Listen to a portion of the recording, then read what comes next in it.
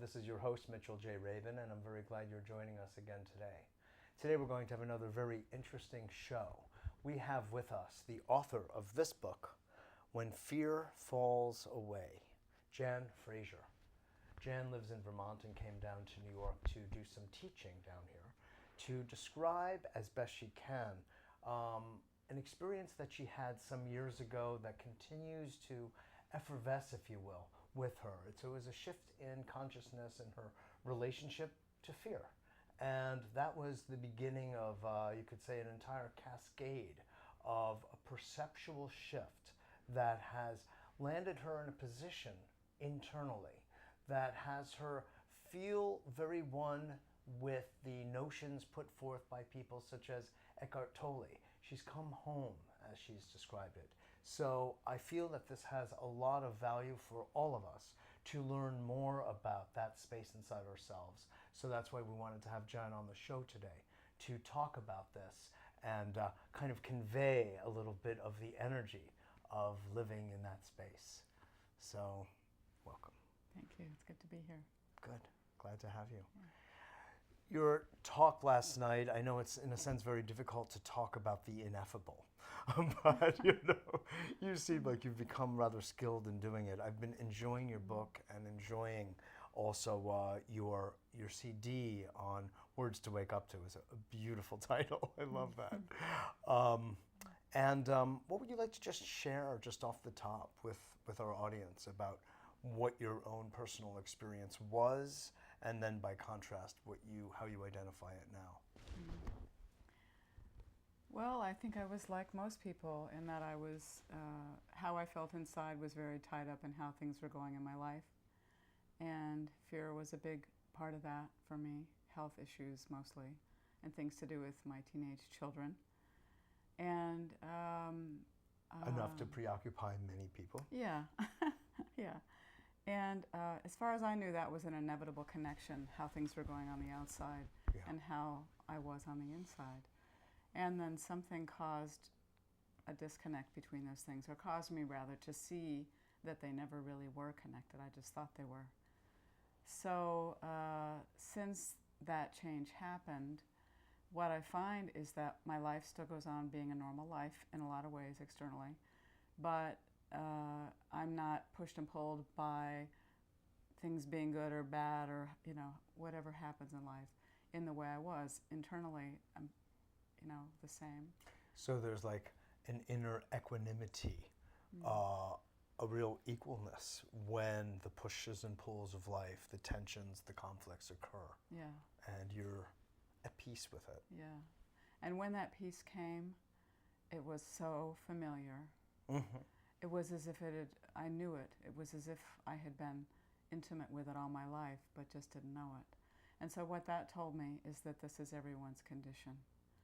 And that's why I decided to talk about it and to write a book, because people should know that about themselves. Yeah. This isn't something that is the province of holy people from Southeast Asia, which I think a lot of people in the West have thought. So. We have such ideas. Yeah, sure. And on this show, we seek to dispel many of those ideas. That's great. While interviewing yogis and spiritual teachers from the East. Sure. Wow, yeah. Because I find humor in it, quite honestly. Uh-huh. And I appreciate your point very much. In fact, a lot of my motivation to have you on and share your experience with our audience has a lot to do with, in a sense, bringing the ordinary to bear here and taking the specialness of the notion of enlightenment out so people can see that. And I feel like you were expressing very well in your book the idea of how real this is. It's our moment-to-moment experience, but we just haven't, so-called, as someone said in your book, lifted the shades. It's a perceptual shift is the way I see it. Yeah. Yeah. Does that make sense too? Yeah. It's like it's right there, parallel to our ordinary life and awareness. It's always so close. We would be shocked. Many people would be shocked to realize that. And how close it is. And that they already have that thing. It's not something that they can be given. It's not something that only some people have within them. Right. So it really is just a matter of how we see Yeah, Yeah. yeah. See the, if you will, the topography of our experience, the terrain of it. A teacher for me, besides Gurdjieff and Buddhist thinking and Taoist, has been Eckhart Tolle, and which is one of the reasons I referenced him here. And I feel, even though you say that your book is not a manual and you make a real point of it, or it's an ultimate manual, you say, self-help book, I mean. Yeah. There is something in the descriptions, however, and I find this with Eckhart too, that if one simply follows, there is a prescription of just moving one's attention to one's body. In a way. Yeah. Do you know what I mean? Yeah. It's very helpful, the physical. I think people that think of themselves as spiritual or that want to be spiritual tend to think there's a dichotomy between the spiritual, the realm of spirit, and the physical. And actually, the state of awakeness, among other things, is the state of feeling one's aliveness. And so, and Eckhart is great about stressing this, the feeling in the own body, but also being aware of sensory details around us in the immediate environment. And it's the best way to get the attention in the moment, which is when and where we feel what we deeply are. And it's not contrary to spirit. I mean, that's the miraculous thing. That's why we can continue to have a normal human life and be awake. Totally. Yeah. I mean, to me, the entire point of so-called spiritual connection in life is to infuse the material with that spiritual awareness. Yeah. You know, I mean, if you look traditionally at, you know, the notions of nirvana, the other half of it is samsara. And I've got to say, you know, I've been saying that for many years, but in looking at your book this morning, I was thinking, you know, it's exactly that. You don't get one without the other. They actually come as a package deal. Yeah. You know? Yeah. Yeah. And the whole idea of the spirit is to enliven this material realm. And why is that so complicated for people? I think for Westerners especially, we have this religious background from our origins that tells us that there's a contradiction between the physical and the holy, or who knows why it is. Yeah. But Yeah. we can let it go. Let it go. Yeah. But it's good to see, so we can see where people are.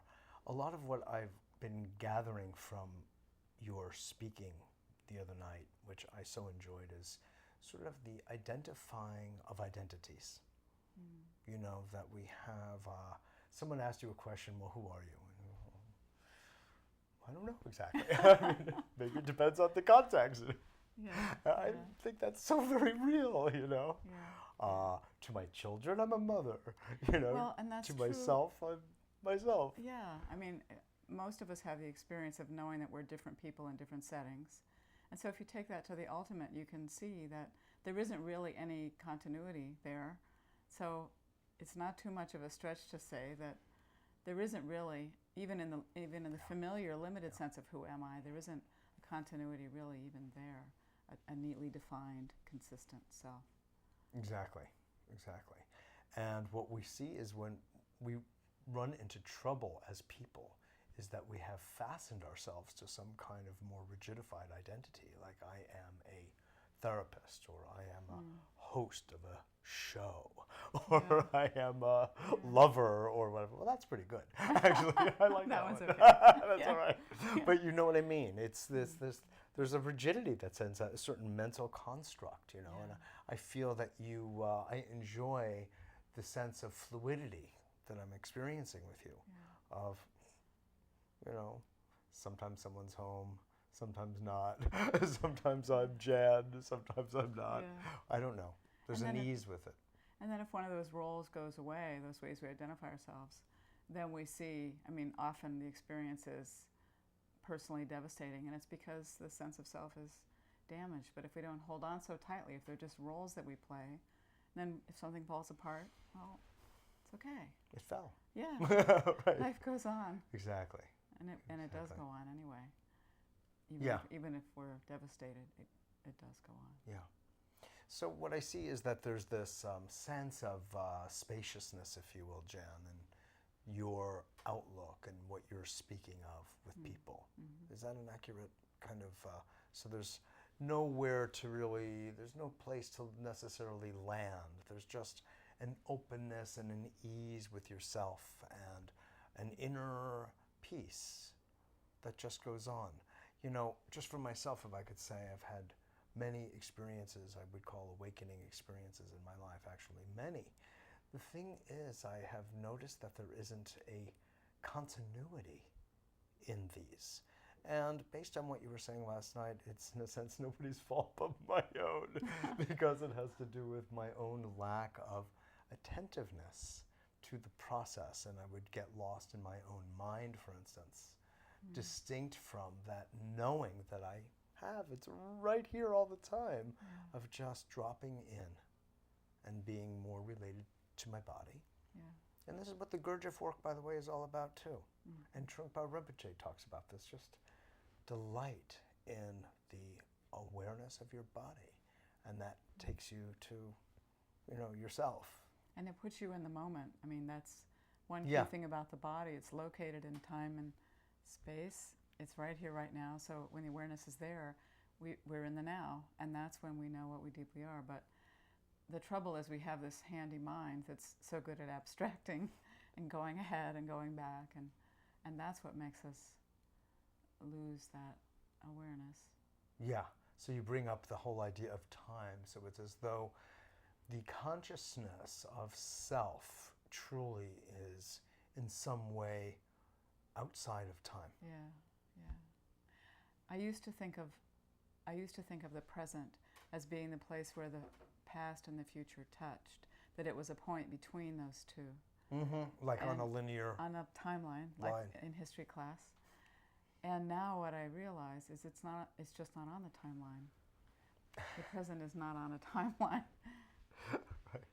It really does feel eternal and still, and that's because it doesn't participate in the momentum or the retention or any of that anything in time participates in.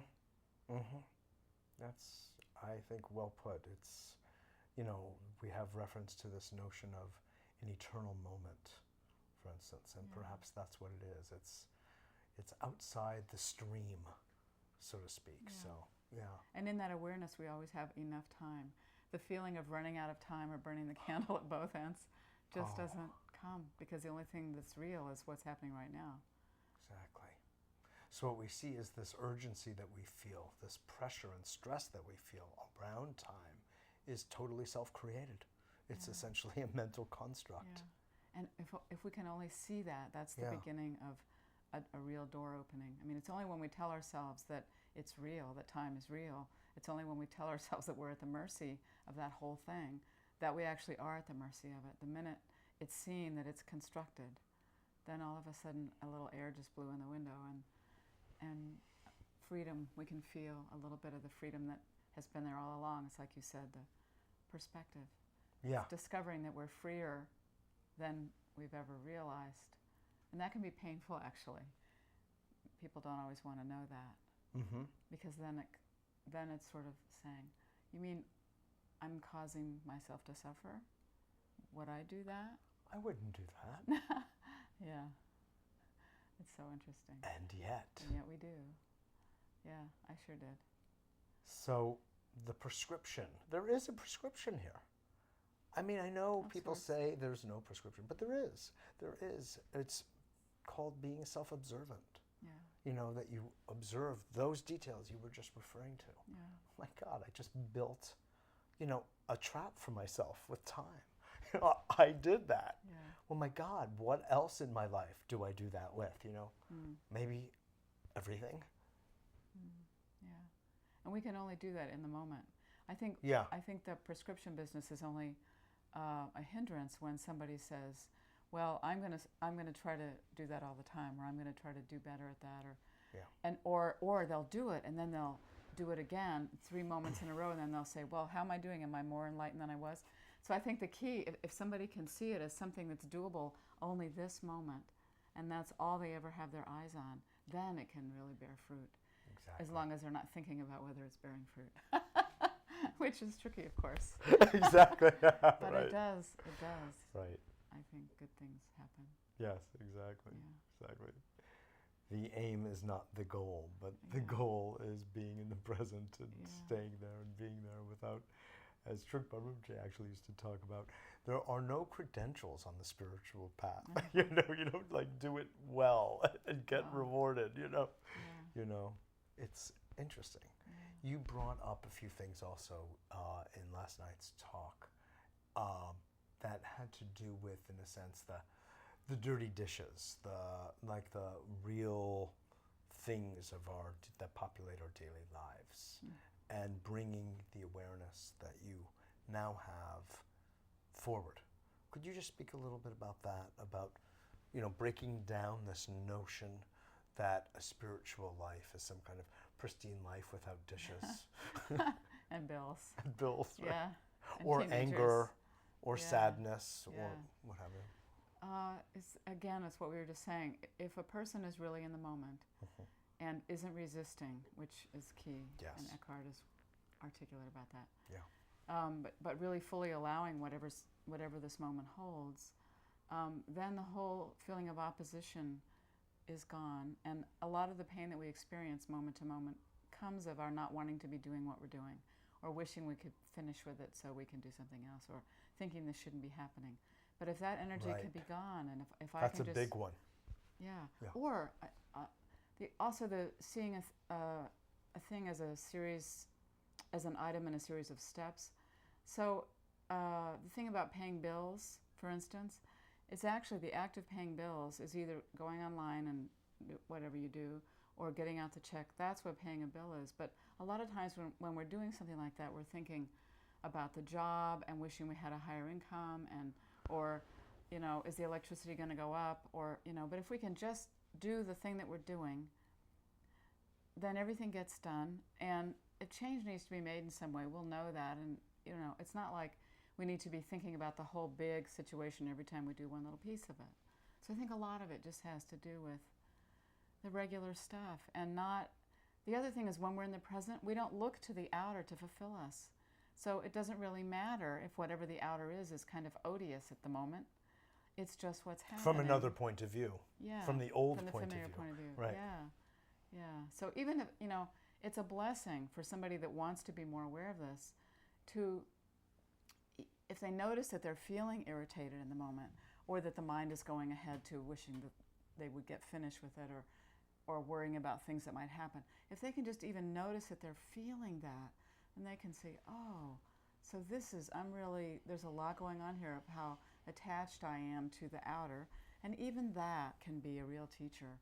And it's not like that's going to make it go away right in that instant, but to observe that it's underway, that it's happening, is a wonderful teacher to a person, because then they begin to see, this is how I'm made inside, and then they don't have to do anything about it. It will do something about itself, if they're willing to see it while it's operating. Mm-hmm.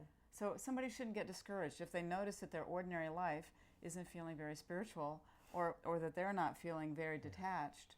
That's okay if they observe the attachment. It's actually wonderful. That's like the game of consciousness right there, really. Yeah.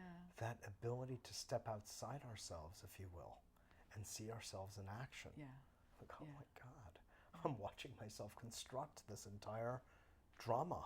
This whole story is a construction. Because who's watching it? I mean, Yeah. that's the other thing. The one Right. who's observing that isn't the conditioned self. So even that act, that experience of seeing ourselves, lets us know there's more to us than the person that's in this scene right now.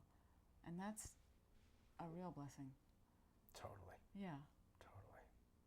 I recently had an interesting experience, Jan, of I was thinking about this as I was contemplating our spending some time together today, of a project I've been working on, which has to do with saving the environment from fossil fuel ravages and all that, which I think is actually an incredible and wonderful project that I feel utterly, completely happy about. I was told that I had done my job and that I didn't need to do it anymore. And they were going to actually continue to pay me, interestingly. But I didn't have to do what I had been doing for pretty much a year and a half. And it was like, all of a sudden the brakes got jammed on. You know, I came to a screeching halt. My God, what am I going to do now? You know, I had set up this whole trajectory in my life to do this. And all of a sudden, in a moment, it was gone. And I found myself both empty in some way and interestingly elated. Like, that's really cool. I mean, I was able to just like take off a whole like set of clothes that I had put on and, you know, exchange it for a bathing suit or something. You know, it's like, That's wonderful. do you know what I mean? Yeah. And I just watched this whole process unfold inside myself in a moment where everything, my whole like so-called future changed. Yeah. And I was completely happy with the undressing, as it were. And I'm just equating that to some of the stuff that you're talking about in terms of identities and who we are and our constructions and how easy or not easy people we may be with that. And this was something that you really valued and value. Yeah. So for you to be able to just put it down like that. And also I think if the same person came back to you and said, changed our minds, you're going to do, then you probably would have been able to re-enter it just as easily, is my guess. Exactly. Yeah. You're totally right. Yeah. So maybe what we have as another model for ourselves is water. You know, as an image for, you know, of course we always refer to the Tao as water. This idea of being so fluid where, you know, so I'm here with you now, and then there will be a moment where I'm not, and, you know, we're together. Do you know, and just that ease, like your children come and visit you and they want your attention in a certain way, and then that goes away. It's over, right. Like you said about the Big Bang. And the water is still itself in wherever it is or whatever space it's filling. It doesn't change. Yeah. Well, I find really interesting also that it was fear, in going back to your story, so to speak, of what happened to you. You were living your life, and then this whole issue having to do with mammograms and breast cancer potential and all of that used to just really aggravate you and scare you.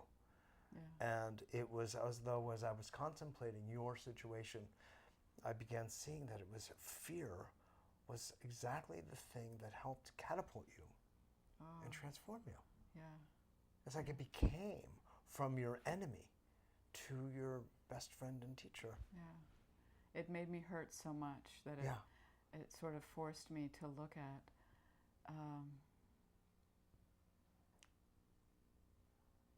I think I got more tired of being afraid than I was afraid of mammograms and breast cancer. I mean, I wasn't conscious that that's what was going on, but I think on some level the desire to stop hurting rose high enough to cause me to get that I was complicit in the fear, which I'd never seen before. And even when it shifted, I didn't see it. It was only in retrospect that I understood what had happened. That's interesting. Yeah. Which means you had to reflect, which was a mental action. Yeah. In a way. Oh, yeah. So the mind is a very good thing. Oh, yes. it's I think that wonderful in its place. Exactly. Yeah. It's just a proportional matter, you know? It's just proportion, like, and calling upon it when it's needed instead of it calling upon itself all the time, you know? It's like leaving the lights on when you're not in the room. The lights are wonderful, but turn them off when you walk out. Well, the mind can be great. That was great, exactly. Turned off. Oh, maybe not so easy always. Click. That's a great analogy. I like that a lot.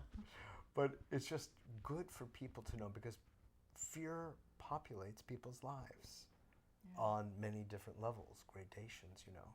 So to think that this writing teacher from Vermont, mother, etc., was living her life and fearing a mammogram was sufficient for triggering. You went from fearing the mammogram to being just upset at yourself about feeling fear to the extent that you did. Yeah.